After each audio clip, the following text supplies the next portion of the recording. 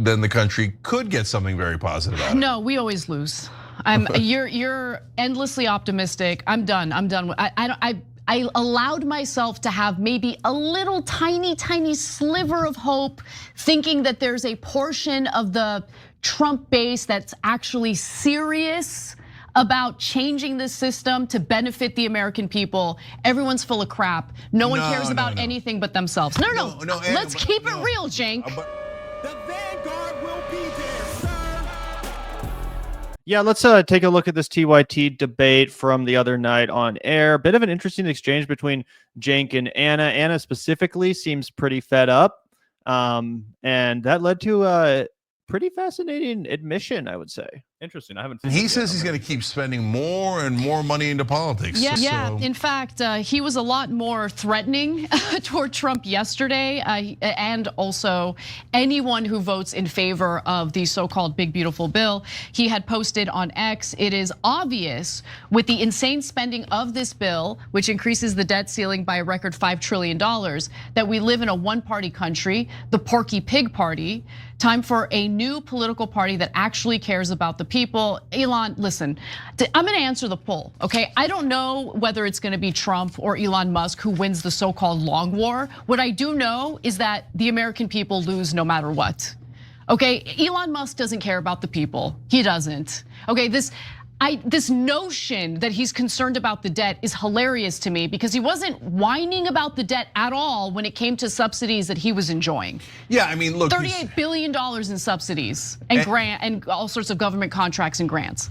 Yeah, and guys, he didn't bring up the oil and gas subsidies back when he was in charge of Doge. He didn't bring up the electric vehicle subsidies. The one thing Trump is right about is that Musk is not really mad about the deficit. He didn't mention the deficit when he thought he was going to get the electric vehicle subsidies, but now that the subsidies for him are taken out, all of a sudden he discovered that there was a huge deficit. Okay, so then you want us to take out the tax cuts for the rich? No, I didn't think so, right? So the only thing I disagree with you on, Ana, is you said no, like the country's not going to win out of this, right? No, if Elon was in charge, they wouldn't win. If Trump's in charge, they're not winning. But if Elon and Trump fight, and later they split the vote, then the country could get something very positive out of it. No, we always lose. You're endlessly optimistic. I'm done. This is actually exactly what I said was the best possible outcome for the American left, was that if they do split the vote and we get like a Ross Perot situation where no matter what happens, there's just there's a fissure in the Republican Party. So it's like some of them are going for the George H.W. Bush, which would be the Donald Trump in this situation. And then some of them are going for whoever Elon's guy is. That would be the Ross Perot in this situation. And then pretty much whoever got the Democratic nominee would have a shoo-in to the White House. And the primary would become a much more focal point if Elon Musk is to be believed, which I don't think he is. Then the country could get something very positive out of it. No, we always lose. You're endlessly optimistic. I'm done. I allowed myself to have maybe a little tiny sliver of hope, thinking that there's a portion of the Trump base that's actually serious about changing the system to benefit the American people. Everyone's full of crap. No one cares about anything but themselves. No. Let's keep it real, Cenk. But I am going to keep it real with a segment that we did yesterday.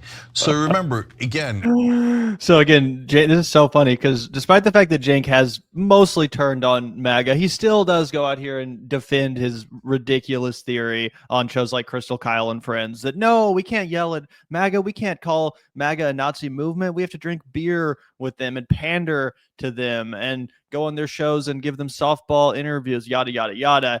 There, Ana just basically, she was like, you know what? Fuck this shit. They're all full of shit. They're all fucking lying. This is fucking stupid.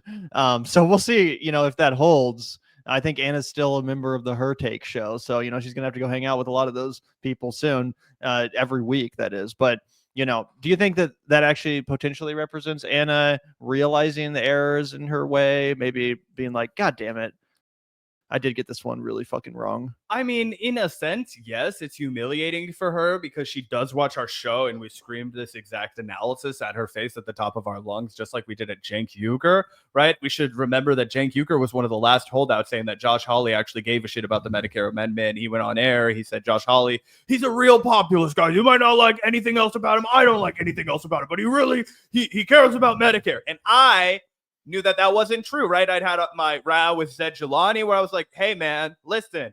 I first wrote for an article for Milk Mag, which would become the Vanguard blog, which would become this podcast, when Josh Hawley was running for Senate, right? It was called an open letter and addressing all of his shit and how we knew he was going to win, but he was a total scumbag, right? I've been following this guy since the beginning. And one of the things he's always done is pretended that he is a populist, pretended that he cares about working people, pretending that he cares about medical coverage, period. He talks a lot about, and he did in the past, talked a lot about his son, his own child who had a pre-existing condition. When you guys might not remember, but during Donald Trump's first term, okay, there was a massive bill to repeal and replace Obamacare. It was really just going to be to repeal Obamacare. But when they repealed that, it was going to end mandatory coverage for individuals with pre-existing conditions. And Josh Hawley campaigned and said he would never vote to, make it harder for people with pre-existing conditions to get insurance. And it took him about 8 months after he got into office to do it. Now, that bill didn't pass because of John McCain and because of his silly feud with Donald Trump. But Josh Hawley still went against his word and did that. So I knew for a fact he was going to roll over on the Medicare stuff, and he did. Yeah, 100%. Either way, I do think that this is kind of proof that Anna realizes that it's not really tenable to play this role of a fence sitter anymore. I think MAGA and Trump 2.0 has just been so fucking bad that even she's kind of starting to realize that, like, I have to come down a little bit more hard on these people. I can't keep giving them excuse after excuse, which I do think is, potentially part of what led to this eruption. But let's watch that one more time. To benefit the American people, everyone's full of crap. No one cares about anything but themselves. No. Let's keep it real, Cenk. But I am going to keep it real with a segment that we did yesterday. So remember, again, I'm telling you, Trump voters are not all the same. They're not all MAGA. We're trying to peel off the independents and remember hold on. That's a dead giveaway that she was the one that conned Cenk into doing this whole about face, right? She made the turn first, and he was like, oh, now I'm the one telling you Trump voters aren't all the same. And here's the only thing that I think will stand in the way of Anna ever really just kind of like pushing away the MAGA voters. I think she still deep down agrees with them on LGBTQ issues. I think she still deep down agrees with them when it comes to crime and when it comes to unhoused folks and when it comes to policing and those kinds of things. So I don't think she'll ever be able to fully come back to the left. She still will fence it on those things, but I don't think she is going to, play footsie with the Republicans in the same way that Cenk was trying to. And I think they also just realized that it didn't work. So again, I can't tell how much of it is genuine or how much it was like, oh God, we didn't even get the bag after doing this. Like, how humiliating for us. Yeah, I almost get the sense that they're mad at MAGA for humiliating their analysis to the degree that it was humiliated, right? And just instantly fucking proven wrong. And now you see some of that frustration where they're like, God damn it, you guys, you fucking idiots, you had to embarrass us to this extent. What? But either way, let's watch a little bit more of this. Hold on, you remember the polling yesterday? It's at this bill's at minus 26. I don't care about the polling. So, okay, no, you got to care about the polling. Everyone talks a big talk. Everyone talks a big. Oh, the poll is at minus 26, Zach. The big beautiful bill is at minus 26 in popularity. That proves MAGA is full of orthodox thinkers ready to stand up to the powerful and ready to impeach the president. Like, what the fuck are you talking about, bro? His first piece of legislation, his only piece of legislation in the first term, the giant tax cut for the rich, was also massively unpopular. And then guess what? All these fucking idiots came back and reelected him. They voted for him to be president again, even though they knew that was the only piece of legislation that he was responsible the first time he was actually in power. So it's fucking crazy. And then you want to turn around and be like, see, they actually hate Trump, even though they keep fucking falling for the same shit over and over again. Like at what point do you just have to be like, maybe they are a little bit complicit in this? Again, if you voted for Donald Trump twice, if you voted for Donald Trump the first time, saw everything that he did, watched January 6th go down, and then fucking did it again, like what the fuck else am I supposed to make of you? You know what I'm saying? Like, it's crazy. 100%. Not only that, but where's all of the holdout over the big beautiful bill, Cenk? What about the $1 trillion military bill that Marjorie Taylor Greene was so opposed to? What about all of the anti-war Republicans that weren't going to stand for that? What about Doge cleaning up the Pentagon budget? They were so massively wrong about everything. They said that Donald Trump was only going to deport criminals. They said he wasn't going to put fucking American citizens in camps. They said they weren't going to really like house people in Guantanamo Bay. They were just going to do what Bill Clinton did. Bull fucking shit. Wrong across the board. We have people getting abducted in Home Depots. We have American students being black bagged off the streets. They prevented a man from being from the birth of his child with no charges. Okay? Kilmar Abrego Garcia was just reported through his lawyer that he's been forced to kneel for 9 hours a day in fucking El Salvador, that there's horrific beatings that he's been subject to. That is what this new fascist president, which you denied, he's not a fascist, he's not a Nazi, he's actually going to do good things. I believe in this guy. I want what's best for America. Why would I believe he's going to do all these bad things? I want good things to happen. It's called using your fucking brain, Cenk. You haven't done it in 8 months. Yeah.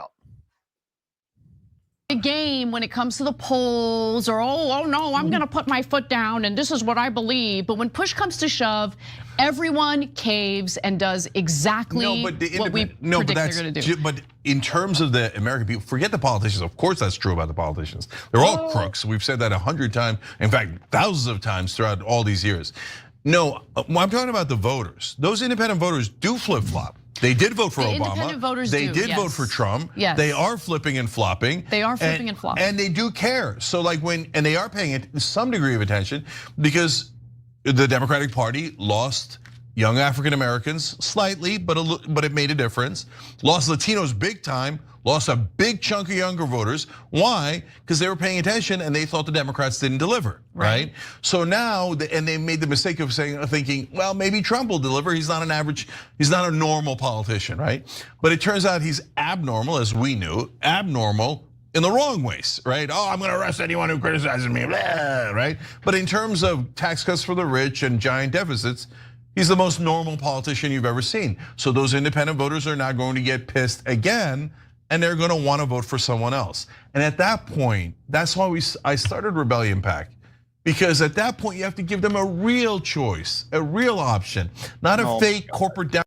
And now you're turning into a fucking stupid commercial for your fake fucking scam pack. Thanks a lot. Go fucking sign up at rebellionpack.com and give me some money so that we can. Brianna Wu tweeting like, I've been called a quote unquote dirty Jew more than any Jewish person has. And everybody was like, why are you tweeting shit like that, dude? You are a crazy person. This is who Cenk is affiliated with. And by the way, I bring up Brianna Wu because this PAC paid that woman more than they paid any other singular candidate. I think they paid her well over $10,000 last year. The most they paid any candidate was Jamal Bowman, and I think he got like $3,000. And potentially Ro Khanna got somewhere in the similar ballpark. But those are the documented, contributions that you could see. Now they've aligned with Richard Ojeda, who people said was a winnable district, but he's not gonna fucking do shit. Unfortunately, I mean, Richard Ojeda seems like a nice guy, but he ain't doing anything. He's already lost like 600 every fucking single times. time. Yeah.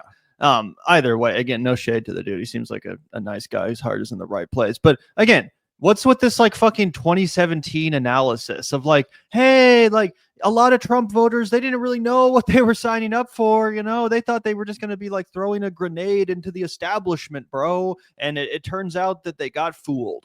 Again, that was apt analysis in 2016, 2017 after the first fucking Trump election. But Trump has already been president for 4 fucking years. He had already fucked this country up massively for 4 long fucking years before all these idiots that you're so desperate to give credit to reelected him. Why the fuck are you giving them credit? We all sat there for 4 fucking years and saw that Trump was a phony, that he was a fucking criminal, that he was a treasonous bastard. And now you're going to give credit to these people and be like, they didn't know what they were signing up for. When on the campaign trail, Donald Trump explicitly promised to be an authoritarian this time around. He explicitly promised to go full dictator on day one. And you still want to act like these people, they just didn't know. They wanted to throw a grenade at the establishment. Like, dude, this is so fucking 2017. Update your talking points. It's like they learned nothing. I think a lot of people reset their brains after the first Trump term and they expected it to be a different guy for some bullshit reason. Gavin and I screamed and, shouted about that. But I mean, even the people that Cenk would point to as folks that are actually on our side, like the Dave Smiths, it's like, did you not watch that guy be president for 4 years? Did you not watch the escalations that he did? Do you know that he did more drone strikes than Barack Obama? Okay. Do you know that he acted lawlessly? Do you know that he pulled us out of the Iran nuclear agreement? Like, they acted like they had no idea that he'd already been president before. Well, he might be a mover. Did he literally committed treason and tried to fucking overthrow American democracy on his way out of the fucking, White House? Like, anyone that overlooked that, I just think you're fucking crazy. Oh, 100%. But even the Dave Smith, he's like, oh, I'm so passionate about Palestine. It's like, have you never heard of the Abraham Accords, dude? Hello? Did you not know what was fucking happening during Trump's first term? Like, I genuinely think so many people who rose to prominence just pretended that the world began the day that Joe Biden was sworn into office. Like, the pandemic actually happened under Joe Biden. The lockdowns, quote unquote, actually happened under Joe Biden. Everything bad that happened under Joe Biden. It's like Joe Biden did a lot of bad shit. No arguments there, right? His foreign policy conduct was atrocious. Nobody would fucking argue with that. It was abysmal. It will stain his legacy forever. He was also very senile at the end. But Donald Trump had done a fucking just an ass awful job of being president for 4 years before the left us in the total gutter and the lurch of COVID-19, and also was, spiraling out of control with like a bunch of weird military projects that didn't make any sense. Yep, 100%. Either way, I thought that was an interesting little bit of a revealing moment, seeing Anna at her wits' end with MAGA. It's nice to see her admit that she was wrong. I can't deny it. We don't see that very often. Zac, Ana Kasparian, or Cenk admitting that they were wrong. And that did happen. Anna was like, you know what? I gave these fucking idiots too much credit. They're not serious about standing up for Trump or thinking for themselves or whatever. It's all a fucking joke.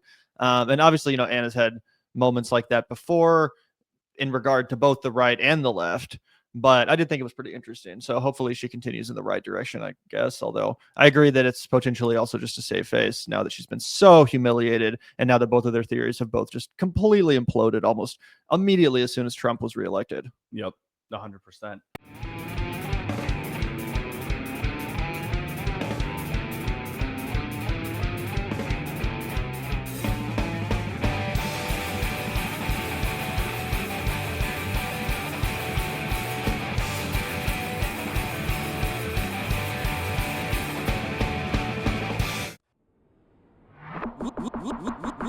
Look out the door if you hear an ambulance. The Vanguard will be there.